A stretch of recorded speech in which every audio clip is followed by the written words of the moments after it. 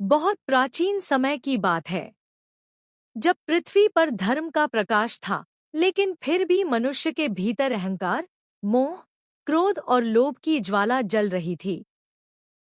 संसार में बहुत से लोग भगवान को पूजते तो थे, परंतु उनके मन में श्रद्धा कम और स्वार्थ अधिक था। ऐसे समय में देवताओं और ऋषियों के मन में एक चिंता थी कि संसार को ऐसा मार्ग मिले जिससे मनुष्य का हृदय शुद्ध हो, उसका जीवन पवित्र हो और उसके भीतर प्रेम तथा भक्ति का संचार हो। तभी देवताओं ने विचार किया कि यदि स्वयं आदियोगी भगवान शिव संसार के लिए कोई आदर्श प्रस्तुत करें, तो सभी जीवों का कल्याण हो सकता है। और उसी समय ब्रह्मांड में एक महान घटना घटने वाली थी। वह घटना थी भगवान शिव और माता पार्वती का दिव्य विवाह। कहा जाता है कि जिस पवित्र रात यह विवाह संपन्न हुआ, वही रात आगे चलकर महाशिवरात्रि कहलाई। यह कथा केवल विवाह की कथा नहीं है। यह कथा तपस्या की है। यह कथा विश्वास की है। यह कथा प्रेम की है।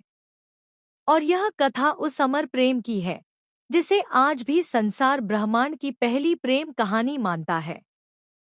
इस कथा की शुरुआत माता पार्वती के जन्म से पहले होती है। बहुत समय पहले माता पार्वती अपने पूर्व जन्म में माता सती थी। माता सती राजा दक्ष प्रजापति की पुत्री थी।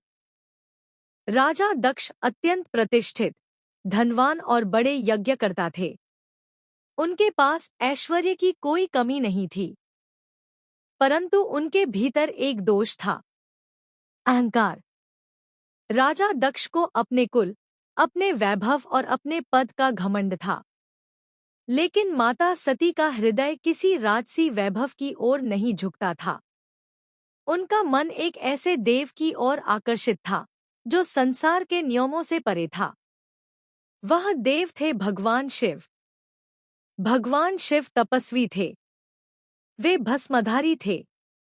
उनके शरीर पर भस्म लगी रहती थी। उनके गले में नाग विराजमान रहता था। उनके मस्तक पर चंद्रमा शोभा देता था। उनकी जटाओं से गंगा बहती थी। वे कैलाश पर्वत पर निवास करते थे। उनके पास न स्वर्ण था, न महल, न सिंहासन। फिर भी वे स्वयं ब्रह्मांड के स्वामी थे। माता सती ने जब भगवान शिव को देखा तो उनका मन भक्ति और प्रेम से भर गया। उन्हें लगा जैसे उनकी आत्मा अपने परम लक्ष्य को पा गई हो। उन्होंने मन ही मन संकल्प किया कि वे भगवान शिव को ही पति रूप में प्राप्त करेंगी। समय बीता। देवताओं की इच्छा से माता सती और भगवान शिव का विवाह हुआ। भगवान शिव ने माता सती को अपनी अर्धांगिनी स्वीकार किया और दोनों कैलाश पर्वत पर आनंद पूर्वक रहने लगे। परंतु यह विवाह राजा दक्ष को बिल्कुल पसंद नहीं था। राजा दक्ष के मन में भगवान शिव के प्रति घृणा थी। उन्हें लगता था कि उनकी पुत्री ने एक ऐसे व्यक्ति से विवाह किया है जो न राजसी है, न सभ्य समाज जैसा दिखाई देता है। एक समय राजा दक्ष ने एक विशाल यज्ञ आयोजित किया। उस यज्ञ में उन्होंने देवताओं, ऋषियों और राजाओं को आमंत्रित किया। लेकिन उन्होंने जानबूझकर भगवान शिव और माता सती को आमंत्रित नहीं किया। जब माता सती को यह बात पता चली तो उनका मन दुख से भर गया। उन्होंने भगवान शिव से कहा, नाथ, मेरे पिता ने यज्ञ किया है, मैं वहां जाना चाहती हूँ। भगवान शिव ने शांत स्वर में कहा, देवी, जहां सम्मान नहीं, वहां जाना उचित नहीं। यह यज्ञ अहंकार से भरा है। तुम्हें वहां अपमान मिलेगा। परंतु माता सती पिता के प्रेम में बंधी थी। वे कैलाश से यज्ञस्थल की ओर चली गईं। जब माता सती वहां पहुंची तो उन्होंने देखा कि यज्ञ में सभी देवता उपस्थित हैं, परंतु उनके लिए और भगवान शिव के लिए कोई स्थान नहीं है। राजा दक्ष ने माता सती को देखकर भी सम्मान नहीं दिया, बल्कि उन्होंने भगवान शिव के लिए अपमानजनक शब्द कहे। माता सती का हृदय टूट गया।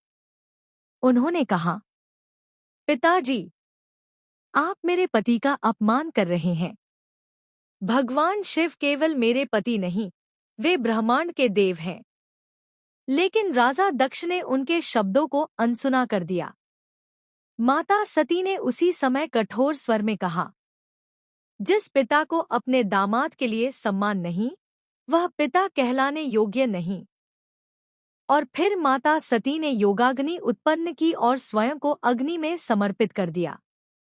पूरा यज्ञस्थल कांप उठा। आकाश में बिजली चमक उठी। देवता भयभीत हो गए। जब भगवान शिव को माता सती के बलिदान का समाचार मिला, तो उनका क्रोध प्रलय के समान था। उन्होंने अपनी जटा से एक भयंकर वीर उत्पन्न किया। उसका नाम था वीरभद्र। वीरभद्र ने यज्ञस्थल पर जाकर यज्ञ को नष्ट कर दिया। राजा दक्ष का अहंकार चूर हो गया। देवताओं ने भयभीत होकर भगवान शिव से क्षमा मांगी। भगवान शिव वहां पहुंचे। उन्होंने माता सती के निर्जीव शरीर को उठाया और विलाप करने लगे। उनकी आंखों से आंसू गिरने लगे। और जब शिव रोते हैं, तो सृष्टि भी कांप उठती है। भगवान शिव माता सती के शरीर को अपने कंधे पर रखकर ब्रह्मांड में घूमने लगे। उनका दुख इतना गहरा था कि वे समाधि में चले गए और उनके चरणों के नीचे पृथ्वी कांपने लगी।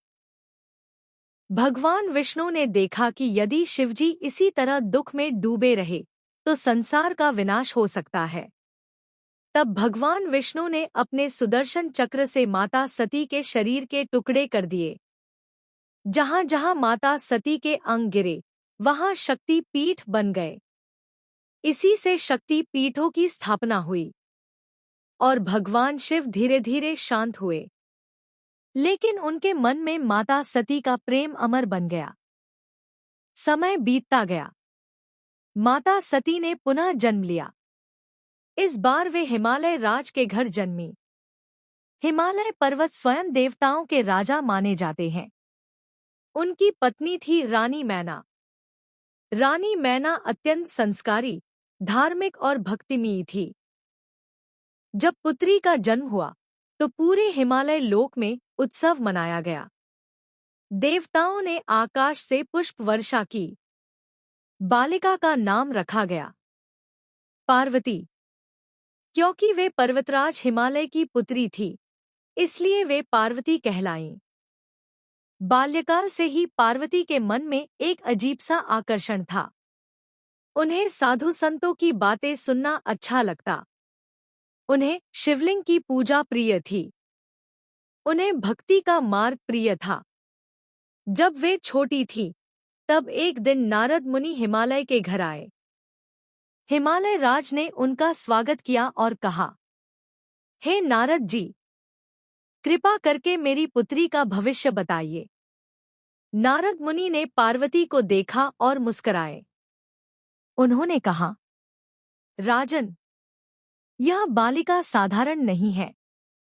यह स्वयं शक्ति का स्वरूप है और इसका विवाह स्वयं महादेव शिव से होगा। यह सुनकर हिमालय राज प्रसन्न हो गए। लेकिन रानी मैना चिंतित हो उठीं। उन्होंने कहा, नारद जी, शिव तो तपस्वी हैं। वे भस्मधारी हैं। वे वैरागी हैं। मेरी पुत्री का विवाह ऐसे व्यक्ति से कैसे होगा? नारद मुनि बोले, रानी मैना, शिव साधारण नहीं है। वे परम सत्य हैं। वे ही ब्रह्मांड के आधार हैं। शिव के बिना संसार अधूरा है। आपकी पुत्री का विवाह महादेव से होना ही निश्चित है। रानी मैना के मन में भय भी था और आश्चर्य भी। समय बीतने लगा। पार्वती बड़ी होने लगी। उनकी सुंदरता अद्भुत थी। उनका चेहरा चंद्रमा की तरह उज्ज्वल था।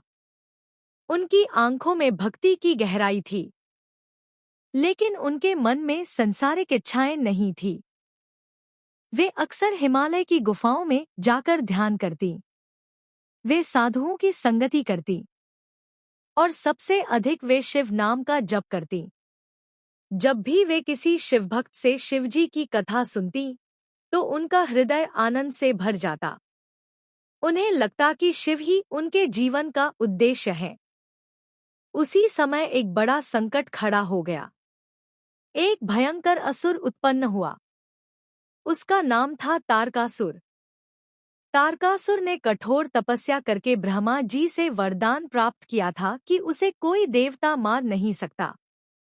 उस वरदान के कारण उसने तीनों लोकों में आतंक मचा दिया। देवता भयभीत हो गए। वे ब्रह्मा, विष्णु और शिव की शरण में गए। ब्रह्मा जी ने कहा, तारकासुर का अंत केवल शिव के पुत्र के हाथों संभव है। लेकिन शिवजी तो समाधि में लीन थे। वे संसार से विरक्त हो चुके थे।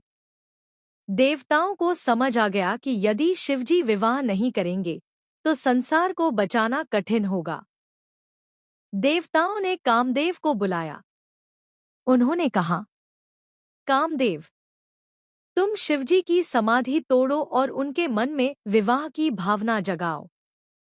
कामदेव ने सोचा, शिव को मोहित करना असंभव है, लेकिन देवताओं के आदेश को टालना भी कठिन था। कामदेव बसंत ऋतु के साथ कैलाश पहुंचे। चारों ओर फूल खिल गए। हवा सुगंधित हो गई। कोयल की मीठी आवाज गूंजने लगी। कामदेव ने अपना पुष्पबाण उठाया और शिवजी पर चलाया। लेकिन जैसे ही वह बाण शिवजी की ओर बढ़ा, शिवजी की तीसरी आंख खुल गई। उनकी तीसरी आंख से अग्नि निकली और कामदेव भस्म हो गए। देवता भय से कांप उठे। कामदेव की पत्नी रति विलाप करने लगी। भगवान शिव ने कहा, कामदेव ने मेरे ध्यान को भंग किया, इसलिए उसे दंड मिला। लेकिन समय आने पर वह पुनः जीवित होगा। जब माता पार्वती ने यह घटना सुनी तो उन्होंने मन में संकल्प लिया, यदि देवताओं के प्रयास से शिव प्रसन्न नहीं होते तो मैं अपनी तपस्या से शिव को प्राप्त करूंगी। उन्होंने अपने माता पिता से कहा, मुझे तपस्या करने दीजिए। मैं शिव को पति रूप में पाना चाहती हूँ। हिमालय राज तो प्रसन्न थे, लेकिन रानी मैना का हृदय कांप उठा। उन्होंने कहा, बेटी, तपस्या कठिन होती है। तुम राजकुमारी हो, तुम्हारे लिए यह संभव नहीं। माता पार्वती ने दृढ़ स्वर में कहा, मां, शिव मेरे प्राण हैं। शिव के बिना मेरा जीवन अधूरा है। और फिर माता पार्वती तपस्या के लिए वन में चली गईं। माता पार्वती ने वन में एक स्थान चुना। वह स्थान था हिमालय का घना वन, जहां केवल साधु संतों का वास था। उन्होंने वहां एक शिवलिंग स्थापित किया और तपस्या आरंभ की। पहले उन्होंने फल और फूल खाकर तपस्या की। फिर उन्होंने केवल पत्ते खाकर तपस्या की। फिर उन्होंने पत्ते भी छोड़ दिए। वे केवल जल पीकर रहने लगी। और फिर उन्होंने जल भी त्याग दिया। वे केवल वायु पर जीवन बिताने लगी। दिन रात उनका एक ही जप चलता रहता, ओम नमः शिवाय, ओम नमः शिवाय। सर्दी में वे बर्फ के बीच बैठकर ध्यान करती। गर्मी में वे अग्नि के बीच तप करती। वर्षा में वे खुले आकाश के नीचे तप करती। उनका शरीर क्षीण हो गया, परंतु उनका संकल्प अडिग था। माता पार्वती की तपस्या इतनी कठोर थी कि ब्रह्मांड में हलचल होने लगी। देवताओं को लगा कि यदि यह तपस्या और बढ़ी तो सृष्टि का संतुलन बिगड़ सकता है। तब सभी देवता भगवान शिव के पास गए। उन्होंने कहा, हे महादेव, माता पार्वती आपकी अर्धांगिनी है। वे आपको प्राप्त करने के लिए प्राणों की बाजी लगा रही हैं। कृपा कीजिए। भगवान शिव ने कहा, यदि पार्वती का प्रेम सच्चा है तो मैं उनकी परीक्षा लूंगा। भगवान शिव एक वृद्ध ब्राह्मण का रूप धारण करके माता पार्वती के पास पहुंचे। उन्होंने देखा कि पार्वती ध्यान में लीन है। उनके शरीर पर धूल जमी है। उनके चेहरे पर तेज है। वृद्ध ब्राह्मण बोले, हे कन्या, तुम इतनी कठोर तपस्या क्यों कर रही हो? पार्वती ने आंखें खोली और विनम्रता से कहा, मैं महादेव शिव को पति रूप में पाना चाहती हूँ। वृद्ध ब्राह्मण हंसने लगे। उन्होंने कहा, शिव, वह तो भस्मधारी है, वह तो औघड़ है। उसके पास न धन है न महल है। तुम हिमालय की राजकुमारी होकर ऐसे व्यक्ति को पति बनाना चाहती हो? यह सुनकर माता पार्वती का मन क्रोधित हो उठा। उन्होंने कहा, महादेव शिव ब्रह्मांड के स्वामी हैं। उनका अपमान करने वाला स्वयं नष्ट हो जाता है। मैं शिव को अपने हृदय से प्रेम करती हूँ। वृद्ध ब्राह्मण ने कहा, क्या तुम सच में शिव को इतना प्रेम करती हो? पार्वती ने कहा, हाँ, शिव के बिना मेरा जीवन नहीं। यह सुनकर भगवान शिव प्रसन्न हो गए। उन्होंने अपना वास्तविक रूप धारण किया। माता पार्वती ने जब शिवजी को अपने सामने देखा तो उनकी आंखों से आंसू बहने लगे। उन्होंने चरणों में गिरकर कहा, नाथ, मैं सफल हो गई। भगवान शिव ने माता पार्वती को उठाया और कहा, देवी, तुम्हारी तपस्या ने मुझे प्रसन्न कर दिया।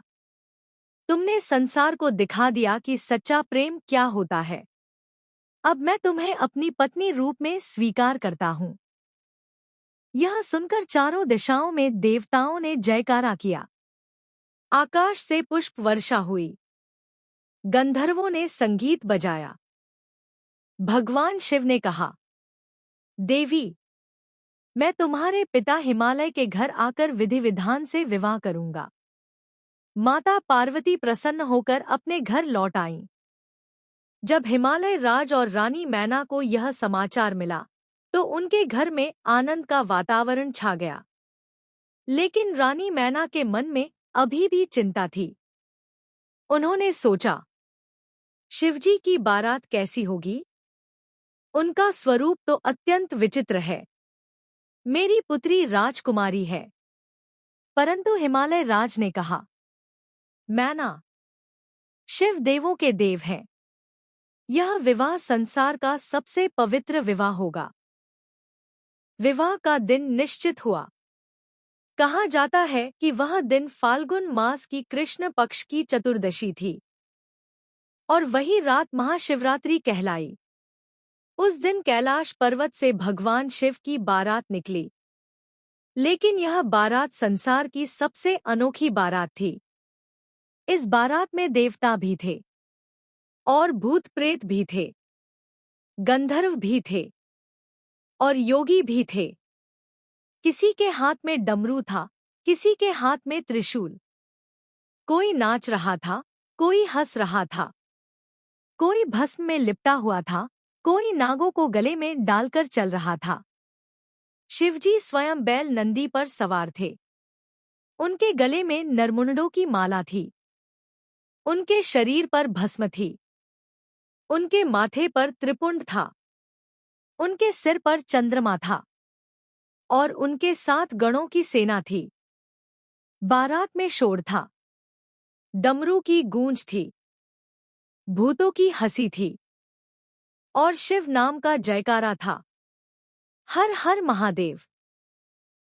जब यह बारात हिमालय राज के द्वार पर पहुंची तो रानी मैना ने जब उसे देखा तो वे घबरा गईं। उन्होंने सोचा, यह कैसी बारात है? यह तो डरावनी है।